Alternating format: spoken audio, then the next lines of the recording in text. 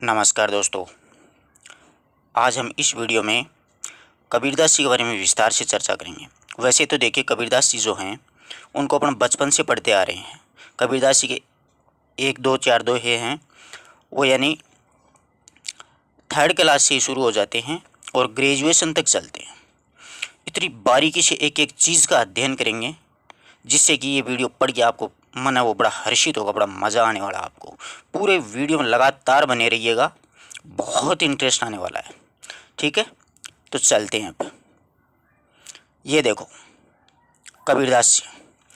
कबीरदास जी का जन्म है मित्रों, वो काशी में 1398 ईस्वी में हुआ था और मृत्यु है जो मगहर में हुई थी 1518 में। तो कबीरदास जी की मृत्यु करीबन 118 या 20 साल के आसपास ठहरती है। ठीक है, एक जनश्रुति है कबीरदास जी के जन्म के पीछे। वैसे मैं आपको थोड़ा सा बता दूं, कबीर जो शब्द है उसका मतलब होता है महान, बहुत बड़ा महान। और वाकई में ये इंसान महान थे। जैसा इनका नाम है वैसा ही इनका व्यक्तित्व है। ये वास्तव में महान थे, ये बात तो माननी ही पड़ेगी। देखिए, एक जनश्रुति के अनुसार कबीर का जन्म एक विधवा ब्राह्मणी की कोख से हो गया था। यानी एक विधवा ब्राह्मणी थी, उसके गर्भ से इनका जन्म हुआ। जिसके जिसकी वजह से, यानी वो विधवा थी, इसी की वजह से लोक लाज के कारण उनको जन्म दे करके जो ब्राह्मणी थी उसने काशी के एक लहर तारा, ये तालाब का नाम है, ध्यान रखना, लहर ताला तालाब के पास में छोड़ के आ गई थी। यानी उसको, उस ब्राह्मणी ने कबीरदास जी को त्याग दिया था, लहर तारा तालाब के किनारे छोड़ दिया। बाद में एक जुलाह दंपति आ रही थी, दंपति मतलब पति पत्नी जुलाह थे।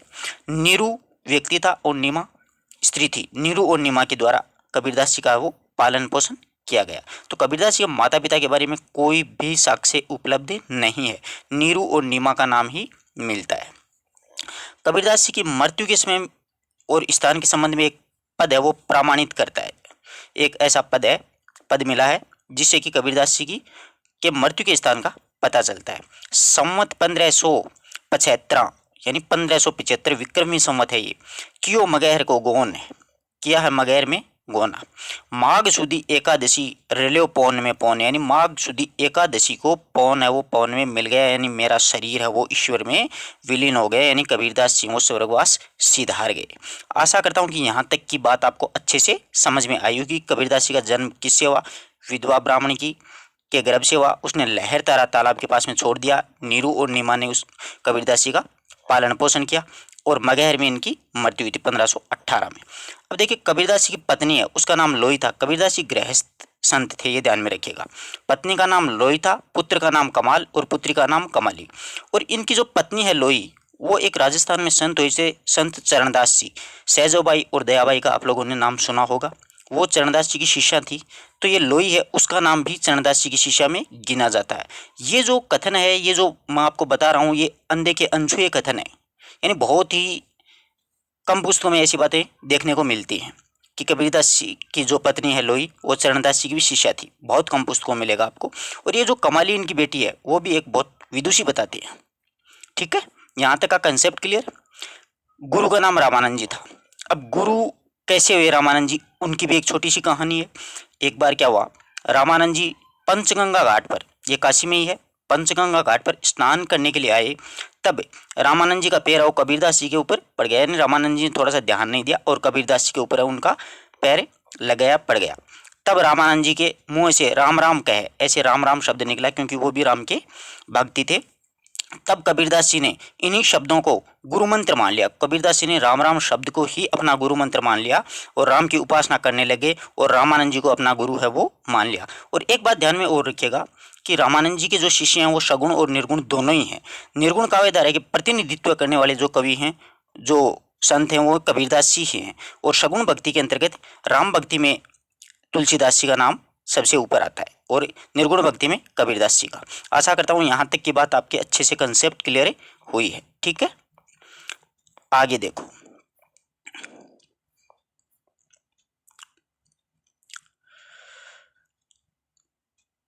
आगे देखो, कबीरदास जी ज्ञानाश्रय शाखा के संत काव्यधारा के प्रतिनिधि कवि हैं। अच्छा कथन है, परीक्षा में कई बार आया हुआ है, आगे भी आने के पूरे पूरे चांसेस है।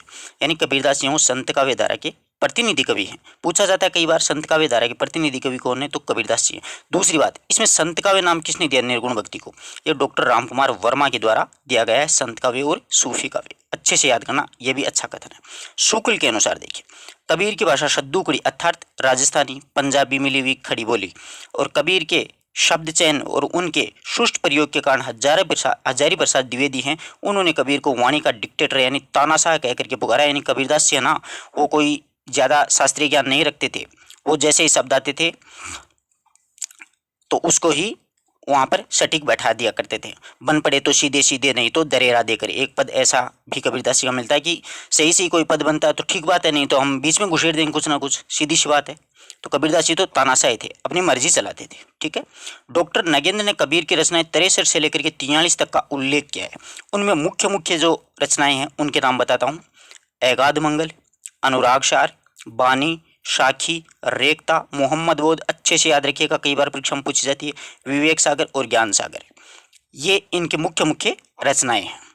अब इनकी भाषा, कबीरदास जी की भाषा की चर्चा करते हैं कि कौन से आलोचक ने किस प्रकार की भाषा मानी। शद्दूकड़ी भाषा, कई बार पूछा जाता है, आचार्य शुक्ल और गोविंद त्रिगुणायत ने कबीरदास जी की भाषा वो शद्दूकड़ी भाषा मानी है। पंचमेली खिचड़ी है वो श्याम सुंदर दास ने मानी है। वाणी का डिक्टेटर हजारी प्रसाद द्विवेदी ने कहा है, बहुत बार पूछा गया कथन है। संत भाषा बच्चन सिंह ने कहा है, इसको नोट कर लीजिए, मुझे पता है आपको इस बात का नहीं पता कि संत भाषा किसने कहा, परीक्षा में पूछ ले कि संत भाषा, कबीर की भाषा को संत भाषा किसने कहा, तो डॉक्टर बच्चन सिंह ने। आगे देखिए, ब्रज भाषा सुनीत कुमार ने कहा है, अवधी भाषा बाबूराम सक्सेना ने कहा है, और बनारस की भाषा उदय नारायण तिवारी ने कहा है। ये जो नीचे के 5-4 शब्द मैंने जो आपको बताए हैं, जैसे ब्रज भाषा, अवधी भाषा, बनारस की भाषा, ये आप नोट कर लीजिएगा, अच्छे कथन है। आज के दौर के एग्जाम्स की दृष्टि से ये ज़्यादा आने के चांसेस रहते हैं। वैसे वाणी का डिक्टेटर तो आना ही आना है, 100% ही है, वो तो बंधा हुआ प्रश्न है।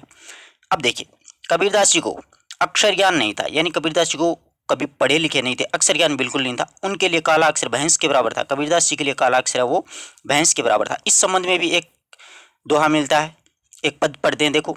मसी कागज छुयो नहीं कमल गयो नहीं हाथ, मसी कागज छुयो नहीं कमल गयो नहीं हाथ, चरियु जुग को महात्म है मुखी जाने बातम।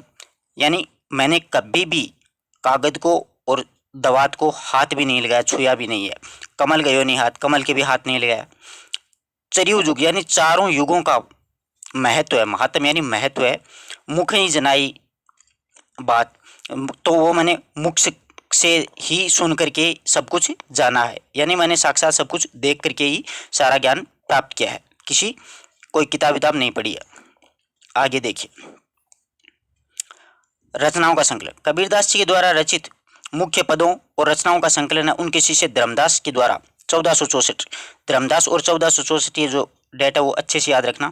उन्हें बीजक नाम से कहता है, यानी कबीरदास जी के जितने भी पद हैं उन सभी का संकलन उनके एक शिष्य था धर्मदास, उसने 1464 में बीजक नामक संग्रह में किया था। और बीजक के 3 भाग हैं मित्रों, रमेनी शब्द और साखी। आपको अक्सर याद रहता है साखी शब्द और रमेनी, परंतु बाई चांस परीक्षा में बाय द वे पूछ ले कि बीजक का सही क्रम क्या है, तो रमेनी शब्द और साखी है। रमेनी शब्द से पहले आएगी, शब्द बाद में आएंगे, और साखी उसके बाद आएगी। तो ध्यान रखिएगा, बीजक का सही क्रम यही है। ये नहीं है कि शब्द साखी शब्द और रमेनी, शब्द साखी रमेनी, ऐसे नहीं होता। बिल्कुल रमेनी शब्द और साखी सही क्रम के अनुसार याद रखिएगा। रमेनी शब्द और साखी, इस प्रकार आप लोग एक ट्रिक के माध्यम से रस्सा शब्द तो याद रख सकते हो, तो रस्सा शब्द के माध्यम से ये तीनों क्रम से आपको याद हो जाएंगी। परीक्षा में आ जाएगा तो खटाक से 2 नंबर अपने घर के हो जाएंगे। आई ना बात समझ में? आगे चलिए, अब देखते हैं रमेनी में क्या है। रमेनी जो भाग है इसमें कबीरदास जी के द्वारा रचित राम भक्ति शब्द है। अब इसको याद यूं रखिएगा, रमेनी में रह आ रहा है और राम में रह आ रहा है, तो राम भक्ति संबंधी पद किस में है? रमेनी में है। इसमें पदों और चौपाइयों को शामिल किया गया है। ब्रज भाषा में या पूर्वी बोली में लिखे गए पद हैं, रमेनी में राम भक्ति संबंधी पद हैं। आशा करता हूँ अच्छे से बात समझ में आई। नेक्स्ट देखिए शब्द, इस भाग में कबीरदास जी के द्वारा रचित पदों को शामिल किया। जो माया संबंधी पद हैं, विचार हैं, उनकी अभिव्यक्ति हुई है। माया संबंधी पदों का संकलन है कबीरदास जी के, वो शब्द में किया गया है।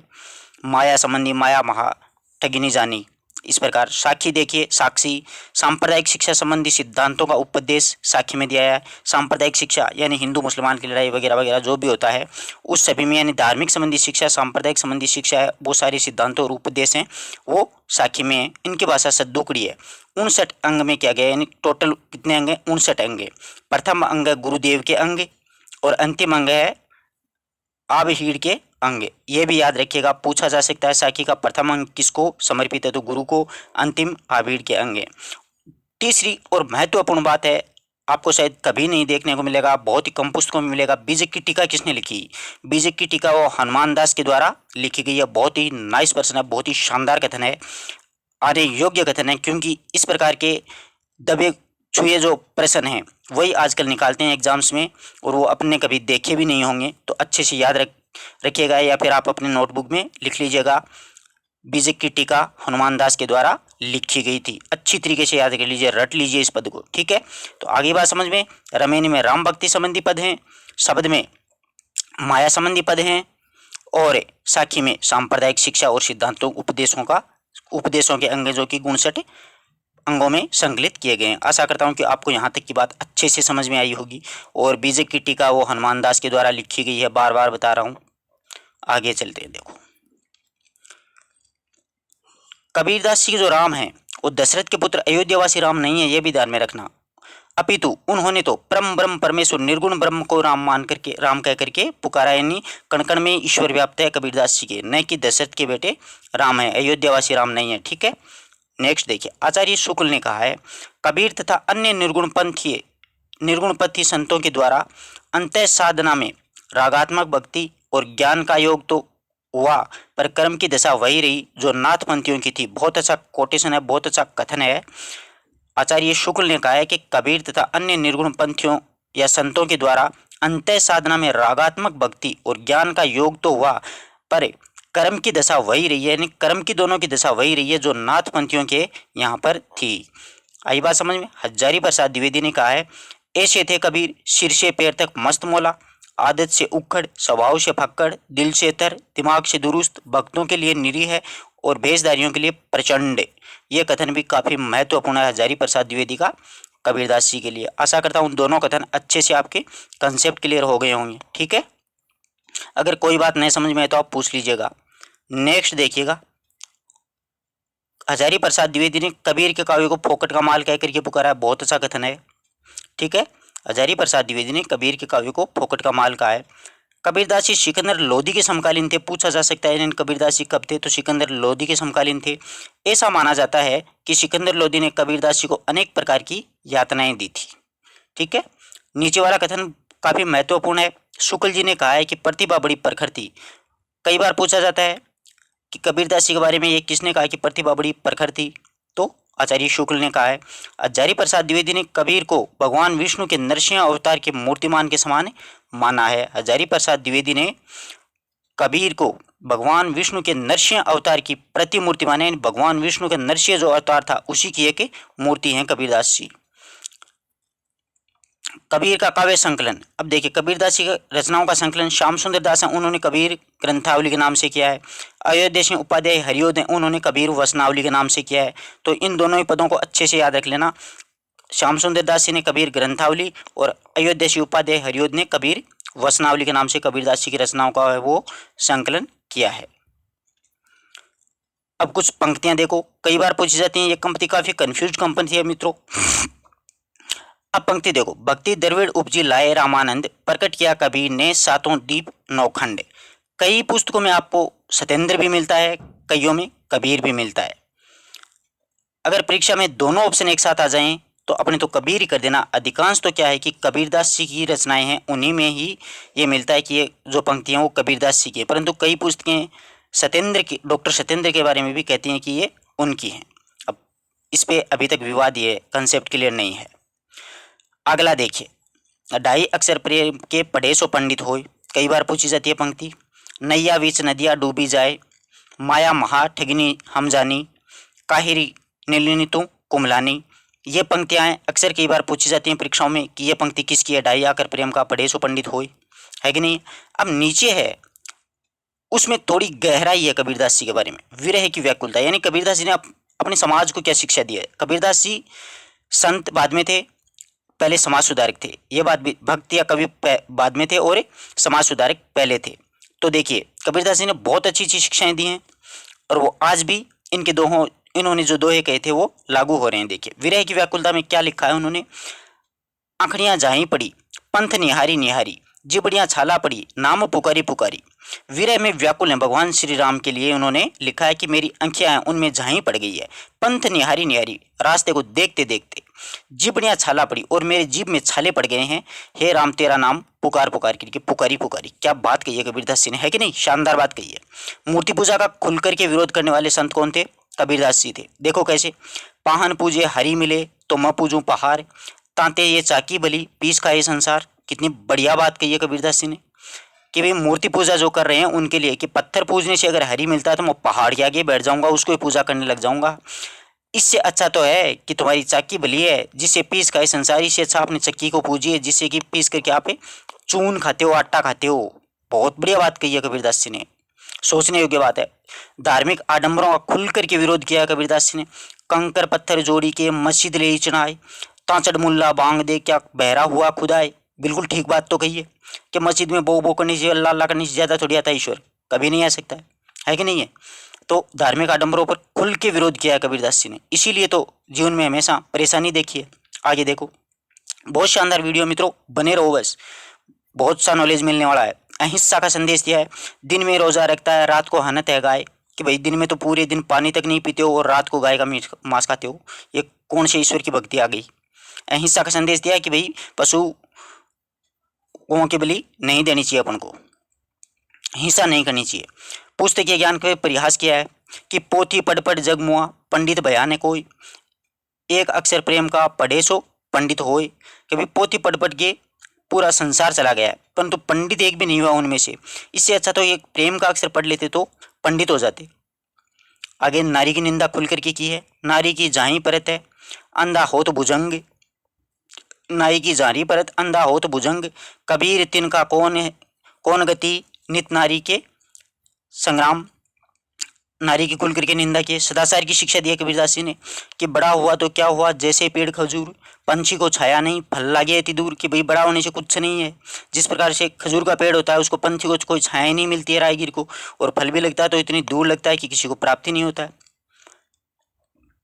ईश्वर की भक्ति का बखान किया है, बहुत शानदार बखान किया है कि लाले मेरे लाल की जिद देखूं तितलाल, लाली देखन मैं गई मैं भी होगी लाल। कि भाई ईश्वरीय भक्ति में इस प्रकार से डूबो ना जिस प्रकार पूरी तरह से तन्मय हो जाए कि मैं लाली देखन के गई थी, जिधर देखूं उधर ही लाल लाल नजर आता और उसको देख करके मैं भी लाल हो गई, यानी पूरी तरह से तन्मयता से ईश्वरीय भक्ति का है। आचार्य शुक्ल का एक कथन है कि इसमें कोई संदेह नहीं है कि ठीक मौके पर जनता के उस बड़े भाग को संभाला जो नाथपंथियों के प्रभाव और भक्ति रस से शून्य में पड़ता जा रहा है। यानी कबीरदास जी ने ठीक मौके पर आकर के जनता के उस बड़े भाग को संभाला जो नाथपंथियों के प्रभाव और भक्ति के रस से शून्य पड़ता जा रहा था, उसी समय कबीरदास जी प्रकट हुए थे। बहुत शानदार कथन है, परीक्षा योग्य है। डॉक्टर बच्चन सिंह ने एक कथन और दिया है कि संत कवियों में कबीर के बाद के कवि वैसे दिखाई देते हैं, यानी संत कवियों में कबीर के बाद के कवि इस प्रकार के दिखाई देते हैं जैसे चंद्रोदय के बाद में नक्षत्रमाला, जैसे चांद का उदय होने के बाद में ताराओं की माला दिखाई देती है, ठीक उसी प्रकार से संत कवियों कबीर के बाद में ऐसे ही दिखाई देते हैं। तो आशा करता हूँ आपको वीडियो अच्छा लगा है। अच्छा लगा तो अपने मित्रों तक जरूर शेयर करें दोस्तों, और कमेंट बॉक्स में जरूर लिखें कि आपको किस प्रकार का लगा। इसी प्रकार अपन टेस्ट सीरीज के साथ साथ एक एक कवि भी साथ में लेते चलेंगे। मिलते हैं एक नए वीडियो नए टॉपिक के साथ, तब तक के लिए नमस्कार।